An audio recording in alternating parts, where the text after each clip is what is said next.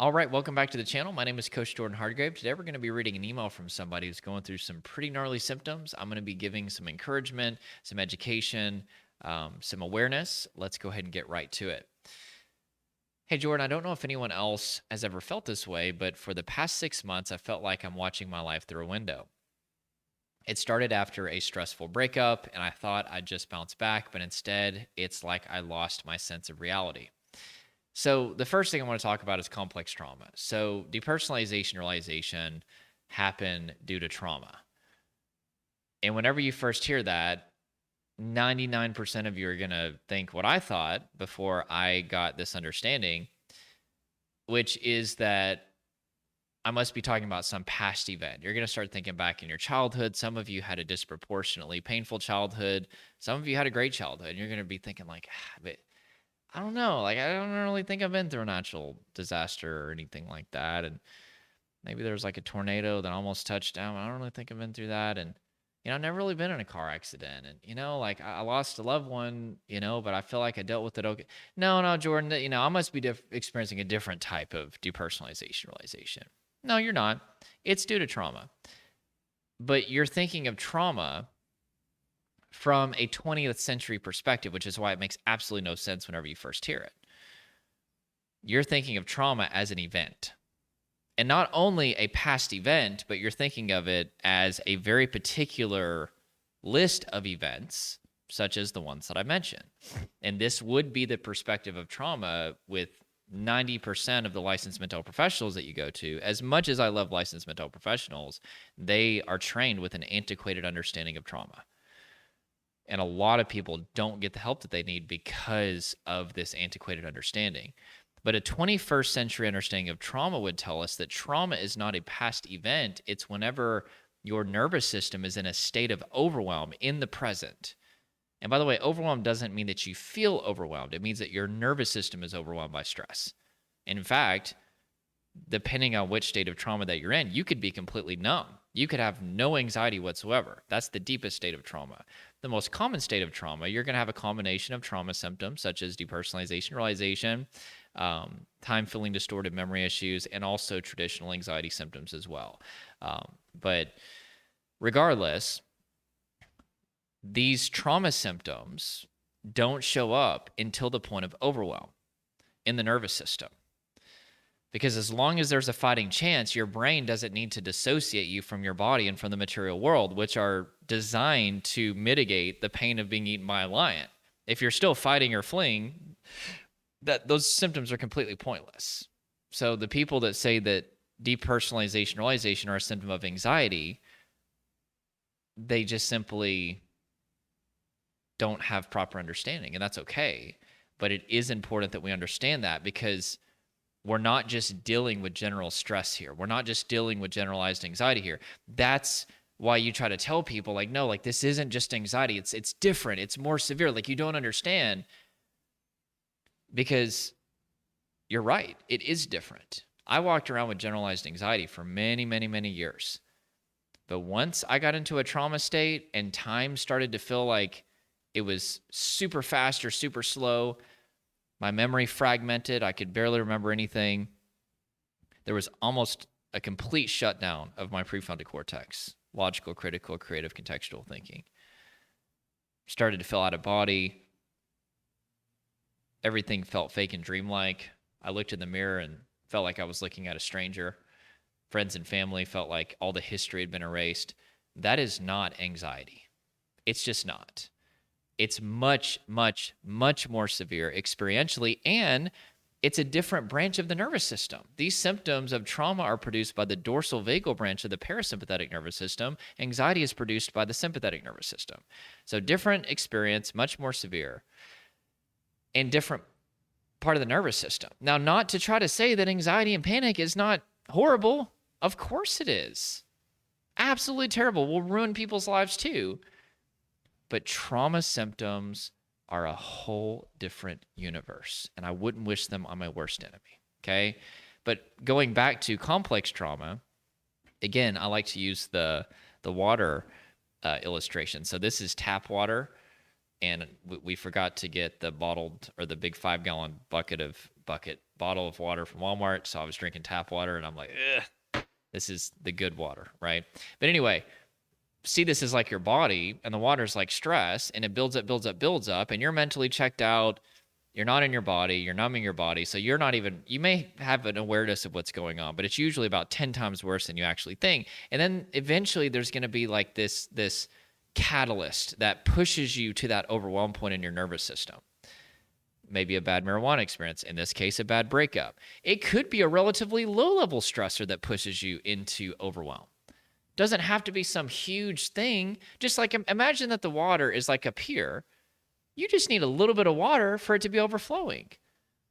So for me, the bad marijuana experience was enough to push me over that edge into overwhelm in the nervous system. And particularly, I felt trapped because I screamed for my friends to call an ambulance, and that didn't work. And I was pacing back and forth. My heart was pounding out of my chest. I thought I was going to die. And there was no escape. And so my nervous system was like, okay, well, if he's not going to escape this, let's go ahead and start preparing him to be eaten by a lion. And I felt like I was watching myself on a video camera, kind of pacing back and forth. My friends started to feel like I was watching them on a movie. Time felt very weird. It was freaking terrifying. And then the symptoms left at about 4 a.m. or so. And then they came back not long after that. And then they wouldn't go away no matter what I did. I won't get into that whole history. You can watch other videos for that. But what I'm saying is a lot of people kind of obsess over the escalating event that pushed them into overwhelm. Or maybe they can't even identify a specific event. It feels like the symptoms just showed up out of nowhere, but they didn't show up out of nowhere. Now, this is assuming that you've been checked out by a doctor. Again, make sure that you were checked out by a doctor. Rule out any sort of medical causation. You know, most of the time there's nothing going on, but it is important to get checked out by a doctor, okay? That is a question that we ask every single client that we work with, okay? So if you've been to the doctor, they're like, you know, we've done all the tests and there's just nothing going on. You're healthy otherwise. Well, what does that tell us? That tells us that this is natural stress that is built up over time. It could have happened all at once, by the way, which is called the major trauma. But most of the time, if you've got ongoing depersonalization, realization, or other trauma symptoms, and it's been months or especially years, the chances that you were completely calm before that and that just came out of nowhere is pretty slim. You probably have been very stressed out for a long time. And again, you may not have even realized it because you were up here and you were doing so many things to numb your body. But that's why it's taking so long to get out of this. That's why it's not just going away. That's why you're trying some of the things that you've done in the past, such as like taking a deep breath or just like taking a few days off work or going on vacation or, you know, playing video games or just hitting the gym or just eating healthy and all these things. And it's not working whenever it used to work back then, because back then you were dealing with this much stress. Now you're dealing with this much stress. That's what's going on. Okay, just because something worked back then doesn't mean that it's working now, because your nervous system is not the same now as it was back then. That would assume that your stress and your nervous system experience is exactly the same now as it was years ago. And it's not. There's a lot more buildup now. So anyway, with that being said, you said, I wake up every morning with this crushing sense that everything around me is fake, including me. Again, I can't diagnose or anything like that, but derealization is whenever everything around you feels fake and dreamlike. The people I love feel like actors in some bizarre play.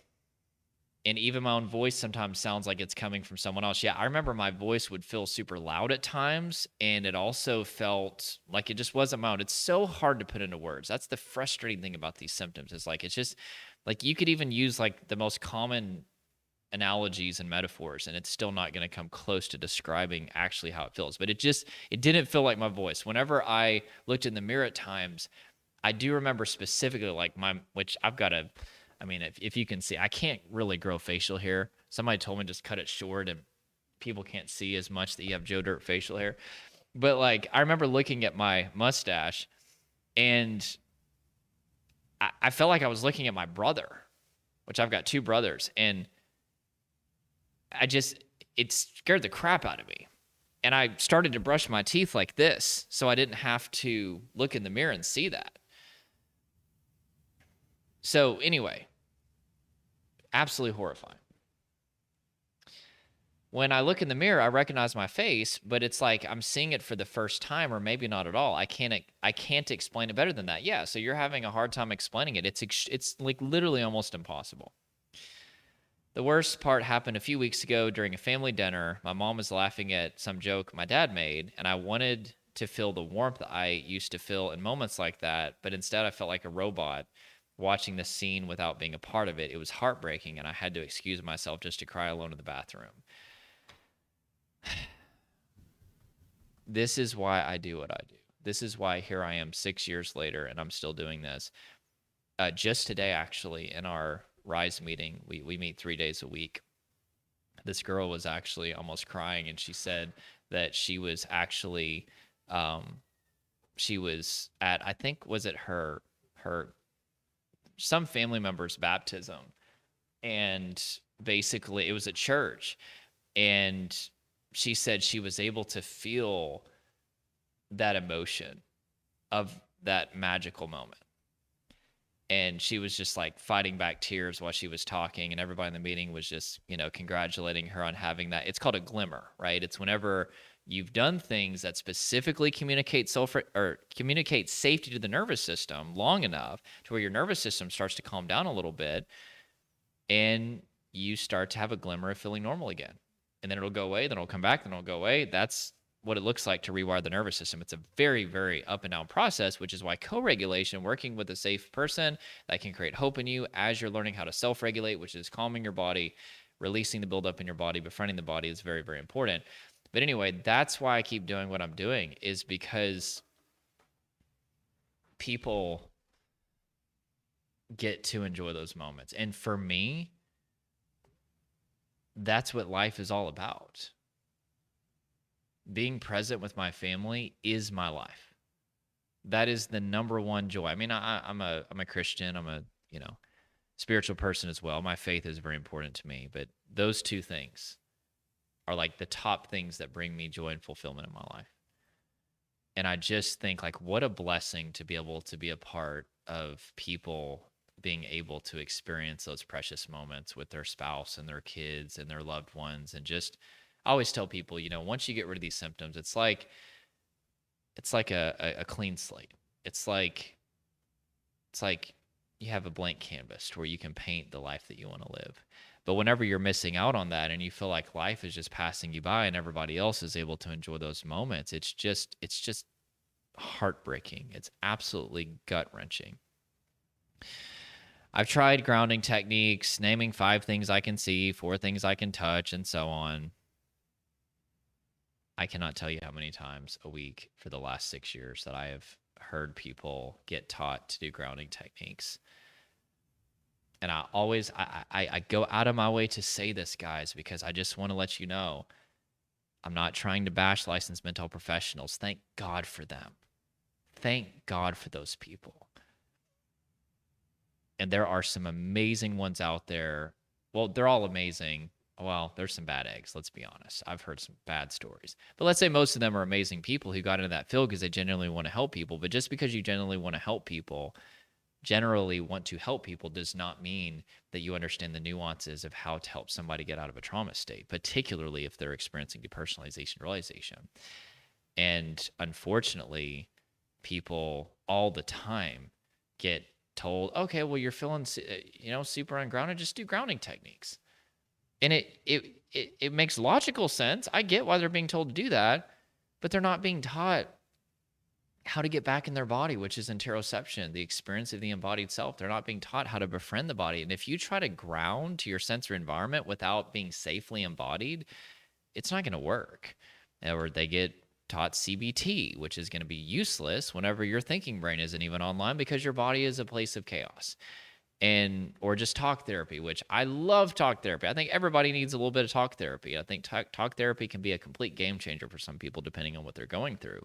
But this idea that just talking about the symptoms is going to somehow resolve them is just heartbreaking, because I work with people all the time. It's literally been years of going to talk therapy, sometimes twice a week, and they're just as worse off from the beginning. Sometimes there's some emotion that's processed, which is great. And I'm telling you, I spend a lot of time helping people process their emotions because that can be a barrier for your body starting to be able to calm down.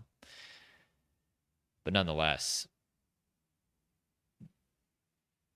these are the things that people try that unfortunately aren't effective. And also don't forget 45% of healing trauma, which trauma is a body that is constantly preparing for a threat that never comes, is a safe human. Humans heal humans. We're made to heal each other. So that's one reason why I'm able to help so many people, is because I've been there and I'm like, hey, you can do this. I just got off a call a second ago. This guy, my goodness, he's such an amazing guy, but he's tried so many different things and he's so hopeless right now. And part of what I'm doing is I'm carrying him with hope and encouragement until he can start to see glimmers of feeling normal again. I always like to say co-regulation precedes self-regulation. It's like training wheels on a bicycle, right? Because whenever you're in the depths of trauma and anxiety and you feel hopeless, and particularly in a trauma state, the part of your brain that would allow you to see an end to your suffering literally shuts down. That's why it feels permanent. God, it is gut-wrenching. It's one thing if you feel bad, but you have a confidence that you can get out of it. But whenever you feel like hell and you feel like it's permanent, that is going to be probably one of the lowest moments that you've ever experienced in your life. And a lot of what I do with people is as they're learning how to self-regulate, which is release the buildup in the body, make proper lifestyle adjustments to promote relaxation and wellness, is I'm just giving them hope. And also, you know, in my program, they get to hear other people that are coming out of these symptoms, people in real time in 2024 that are beating this. I think we have like at least like 4 or 5 people that are showing up to meetings that are at like 90 to 95% recovery. And typically at about 80% people stop showing up to meetings, but they're just staying there to, a lot of them just to encourage other people. Like you're like, wow, man, if they can do it, I could do it. And most of the people that are in my program, like, I mean, I would even say all of them, depending on what the measurement of severity is, but they're all coming out of very severe states. It's not like people come to work with me that are just experiencing a little bit of stress. That's not what I specialize in. I specialize in the worst of the worst cases that doctors don't know what to do with them, therapists don't know what to do with them, psychiatrists don't know what to do with them. They tried program after program and nothing has worked. Those are the people that I specialize in helping. And to me, it's not really that big of a deal because I've just seen so many of those people beat this for so long that I just have certainty. And you can't fake it. And people that have gone through these symptoms, especially if they've worked with people that made promises they couldn't deliver, like they're very good. They've got a very good, pardon my French, bullshit meter.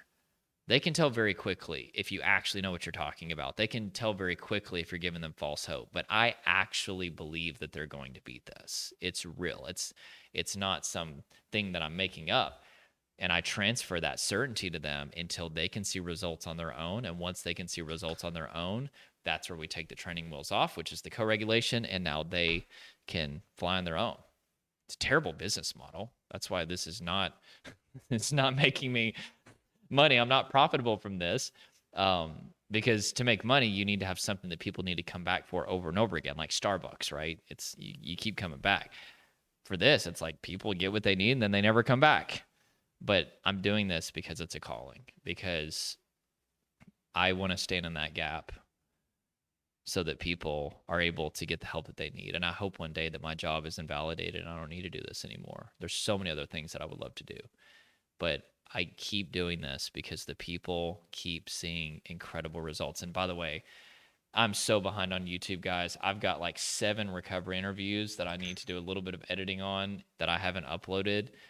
And the stories that you guys are about to hear is just incredible. People are beating this, and it's so inspiring to get to be able to say that I was a part of somebody's journey of going from absolute devastation and hell to feeling normal again.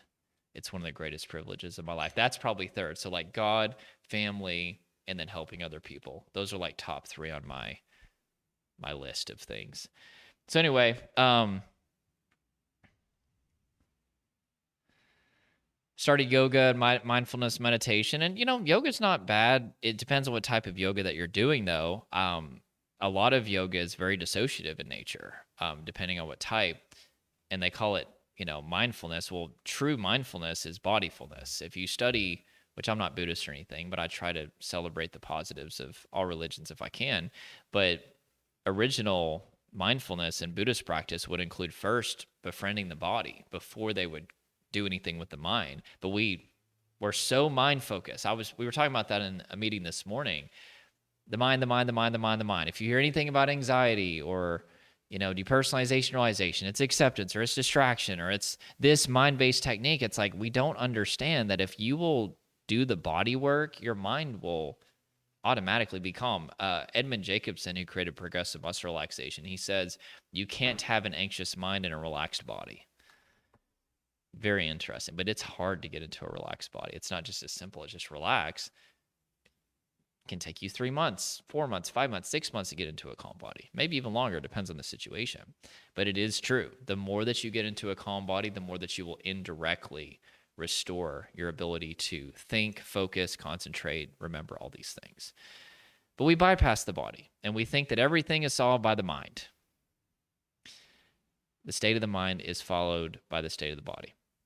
So anyway, with that being said, but trauma-informed yoga is really powerful. I teach that to my clients. I refer them to people that teach it. I'm not one of those, sit on a mat and be like, okay, we're coming into the body. Okay, are you, no, like I don't think I could do that. I don't know. Anybody got time for that? I try to focus on what I'm gifted at, which is mainly working out. As you can see, there is a bench back there. I know you're like, why doesn't he use that? I'm working on it, okay? I work very hard, and I'm trying to work out a little bit more. That's why I have my office next to the gym now. I just got to walk right over there, so maybe I'll actually gain some muscle. Anyway, you said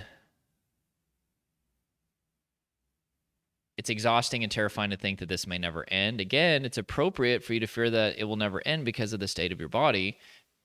The part of your brain that would allow you to see an end to your suffering is temporarily shut off. That's appropriate when you're in a trauma state. So even though it feels like there is no hope, there is hope. I've told a few friends about it, but they don't really understand. They say everyone feels weird sometimes, which just makes me feel more alone. Yeah, like trying to explain how this feels to people who have never felt it is only going to add a layer of frustration to an already frustrating and stressful situation. It's going to create resistance, right?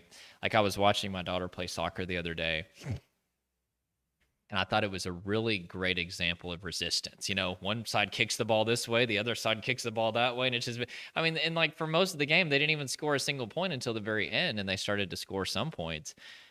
But that's kind of a picture of how people are, not just with trying to get people to understand their symptoms, but this is actually a pattern that I address with my clients sometimes, is like you have a lot of resistance in your life. I used to have tons of resistance trying to help people that didn't ask for my help, trying to change people's religious opinion or political opinion or this thing or that thing, trying to get people to like you that just don't like you. Just accept it. It's like, by the way, which I don't want to get off track too much, but you don't create connection. Connection is either something that is there or not there. Like there's going to be a number of people that watch my videos and you just like me. There's something about the way I talk. There's something about my energy that you're like, that guy's awesome.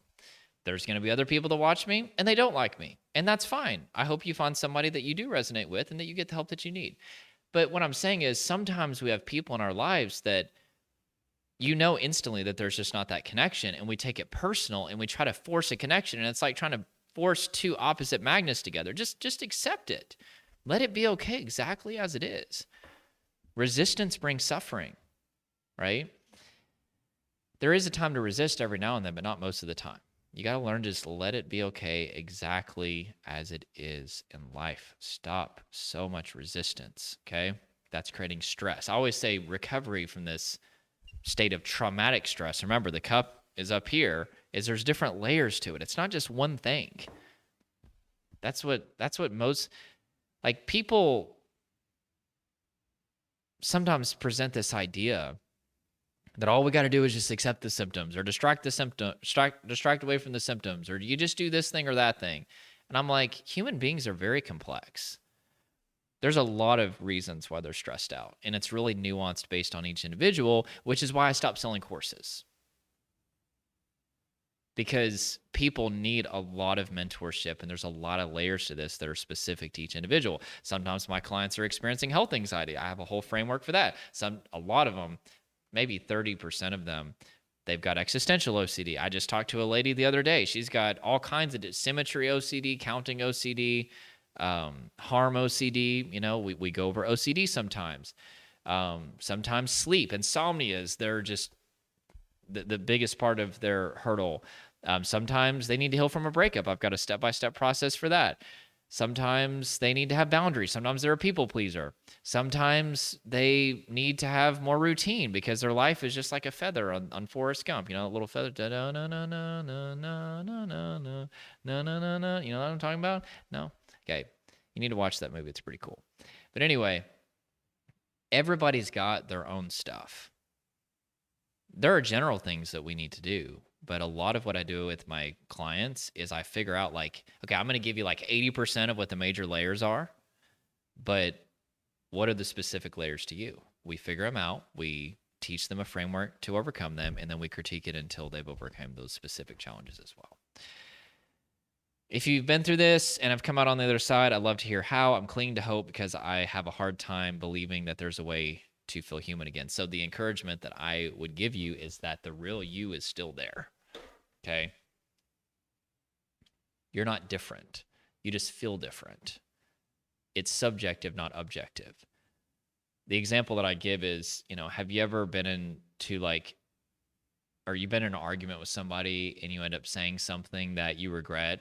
You go into fight or flight and you just say something very, mean or whatever.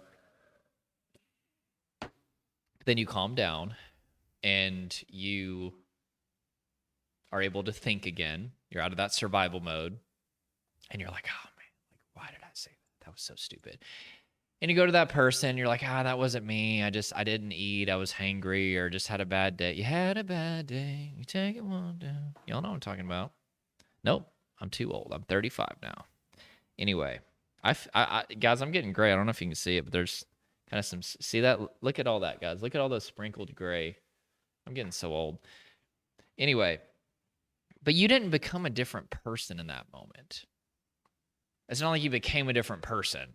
No, what changed was that you had a lot of stress hormones flowing through your body, cortisol, adrenaline, and there was a shutdown of your thinking brain, and you said stuff that you didn't mean. You were temporarily more animal-like than human-like in terms of your state. You went into a survival state, fight or flight, but you didn't change as a person. Well, if you're going through dpdr and you feel detached from yourself and you feel detached from your surroundings and your family and your friends, and you feel detached from your body and all these things, and you don't feel emotionally connected to the things that you used to enjoy, it's going to appear that objectively that you're too far gone and that you've lost yourself and that you'll never get back to yourself. And a lot of people, they can't even remember what it felt like to feel normal. And so they think, well, if I can't even remember what it felt like to feel normal, then surely there's no way that I can feel normal again. But what I will tell you, and